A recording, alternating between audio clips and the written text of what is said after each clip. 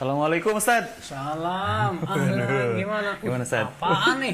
Batu Ustaz, akik. Masya Allah. Untuk pelaris usaha ini Ustaz. Yang ini buat keberuntungan. Oh, benar ente. Ente tahu nggak itu syirik keyakinan seperti itu? Tapi Ustaz ada hadis kan yang bilang kalau kita berhusnuzon sama batu, batu akan berhusnuzon sama kita. Ah, ini dia nih. Nih, ente harus tahu ya. Itu hadis pertama palsu. Iya Ustaz. Para ulama menyatakan bahwa itu adalah hadis yang palsu maudhu yang dibuat oleh orang-orang musyrikin. Orang-orang yang suka mempersekutukan Allah Subhanahu wa taala. Di dalam Islam, kita nggak boleh meyakini batu itu bisa memberikan manfaat dan mudarat. Allah Subhanahu wa taala tegas dalam Al-Qur'an.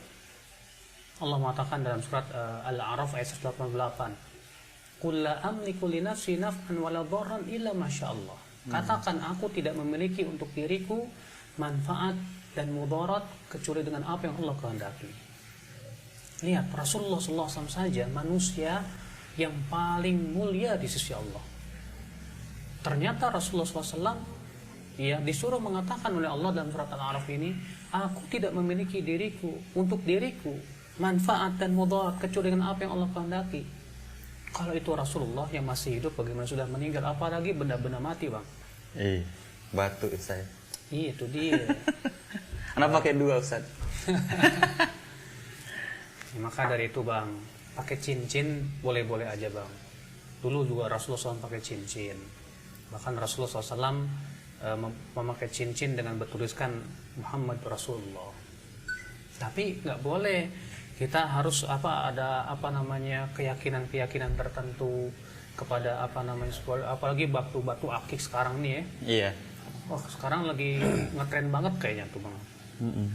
Hampir semuanya pakai Ustaz. Dan ini niatnya mau pelarisan, ini keberuntungan, segala macam seperti itu. Subhanallah.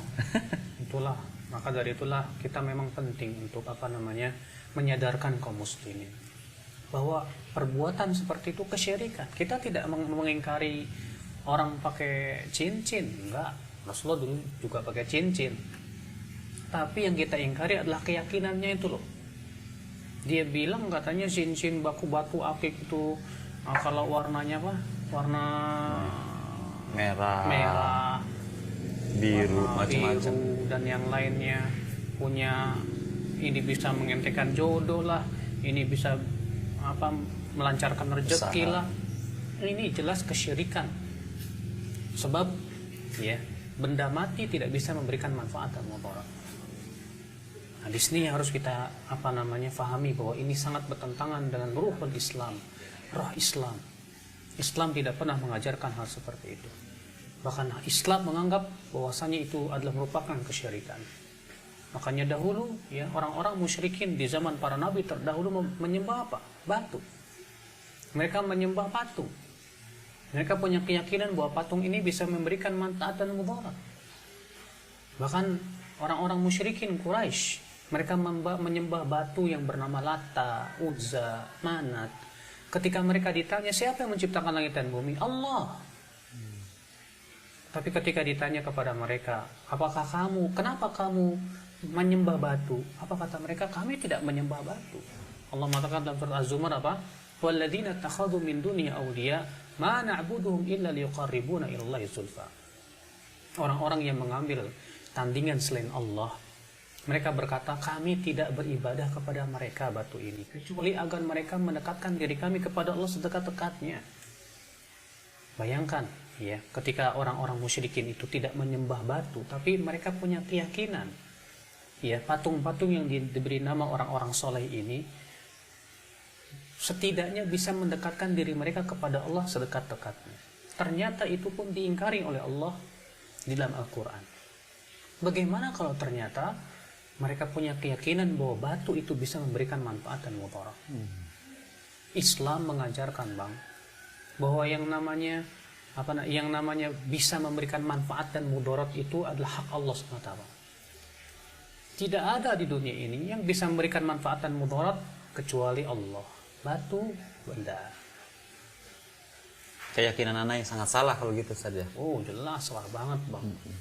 Bahkan di zaman sekarang ini terkadang ada orang berkata begini, saya sih yakin Allah yang memberikan manfaat dan mudarat. Batu ini cuma sebatas sebab aja syariat. Iya. Nah ini juga sebetulnya nggak benar bang.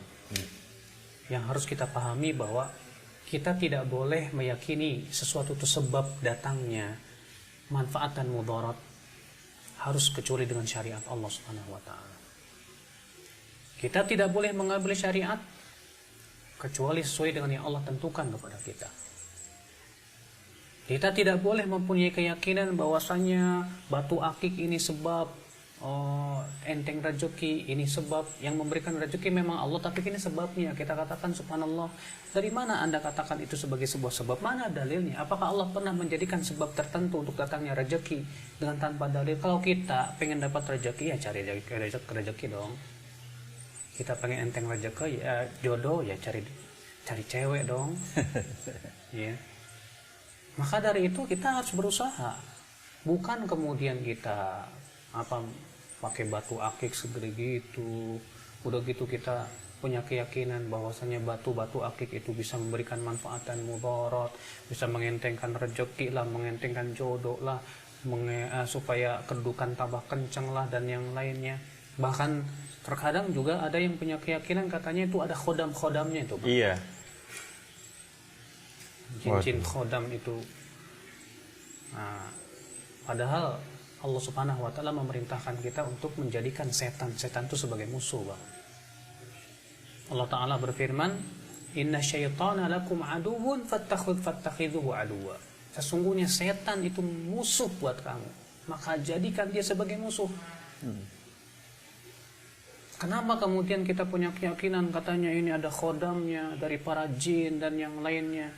Seorang muslim tidak butuh khodam dari para jin. Bahkan jin itu sebetulnya ingin menyusahkan kita, bahkan ingin membuat kita itu syirik, Bang. Allah Ta'ala berfirman dalam surat Al-Jin, wa annahu kana rijalun minal ins ya'uduna birijalin minal jin fazaduhum rahaqa. Sesungguhnya di antara laki-laki manusia ada yang meminta pertolongan kepada laki-laki jin. Apa kata Allah? Fazaduhum rahaqa. Maka para jin itu semakin menambah kesusahan kepada manusia. Sama juga jin, Bang. Yang namanya jin itu berusaha bagaimana cara menyesatkan manusia, Bang. Makanya nanti pada hari kiamat tuh, Bang, ya, orang yang meminta bantuan kepada para jin itu akan dikumpulkan bersama jin-jin. Kemudian Allah Ta'ala akan berfirman kepada para jin, "Ya ma'syaral jin, qad istaghfartum minal ins." Hai para jin, kalian telah banyak menyesatkan manusia. Wa qala awliya'uhum minal ins, berkatalah wali-wali jin dari kalangan manusia apa? Rabbana istamta'a ba'duna bi ba'din wa balagna ajana alladhi ajjalta lana. Wahai Rabb kami, sebagian kami sudah merasakan kenikmatan dari sebagian yang lain. Artinya jin menikmati penyembahan manusia kepada dia, dan manusia menikmati bantuan jin kepada dia. Makanya Allah mengatakan Rabbana istamta'a ba'duna bi ba'din wa balagna ajalana alladhi ajjalta lana. Ya Allah, dulu kami di dunia sudah saling menikmati di antara kami sesama kami. Ya, sebagian kami dengan yang lainnya, dan kami telah sampai kepada ajal yang telah Engkau tentukan. Apa kata Allah? Qalan naru mathwakum khalidina fiha. Allah berfirman, neraka tempat tinggal kalian selama-lamanya. Mau masuk neraka, Bang?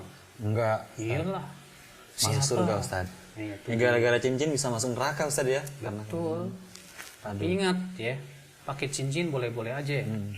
Yang penting adalah jangan sampai ada keyakinan-keyakinan tertentu yang syirik. Apalagi punya keyakinan batu akik. Para ulama hadis mengatakan, Bang, seluruh hadis yang menyebutkan tentang keutamaan batu akik itu palsu. Waduh. Palsu, nggak ada yang sahih, Bang. Makanya ya pakai batu akik boleh-boleh aja sih. Cuma kan jangan punya keyakinan itu ada keutamaannya. Jadi Anda tetap pakai nggak apa-apa, Ustaz, ya? Jangan apa-apa. Tapi sayang, Ustaz, mahal harganya, Ustaz. Tapi juga jangan ini, Bang. Jangan buat ngegetok orang. Iya, tapi Ustaz, syukran, Ustaz. Iya deh. Assalamualaikum. Waalaikumsalam warahmatullahi wabarakatuh. Terima kasih. Ya.